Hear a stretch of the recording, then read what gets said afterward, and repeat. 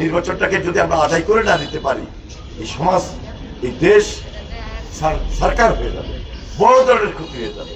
এই ক্ষতি বিগত বছরগুলোতে যেটা হয়েছে তার চেয়ে বড় ক্ষতি হবে। এই জন্য খুব সতর্ক এবং সজাগ থাকতে হবে। সজাগ এবং সতর্ক থাকার মধ্য দিয়ে এই নির্বাচন 12 তারিখে আমাদেরকে প্রয়োজনে 5 তারিখের পর যেভাবে থানা পাহারা দিয়েছে, ডিসি অফিস, এসপি অফিস পাহারা দিয়েছে, এই ধরনের পাহারা দিয়ে নির্বাচনটাকে উঠিয়ে নিয়ে আসতে হবে। যাই হোক,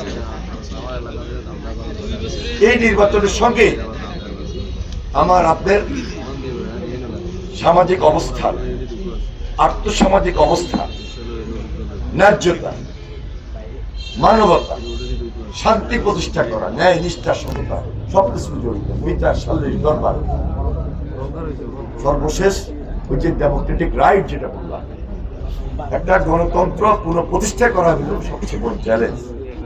এটাকে কন্টিনিউ করে নিতে হবে।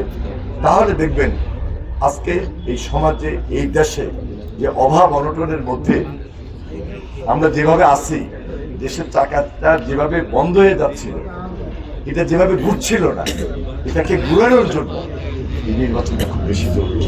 যত বেশি গণতন্ত্রের চাকাটা ঘুরবে, তত বেশি দেশটা চলবে, দেশটা রান করবে। আপনি বেনিফিট পাবেন, আমি বেনিফিট পাবো। এই বেনিফিটটা সবাই মিলে যখন পাবো, তখনই বাংলাদেশটা শক্ত হবে।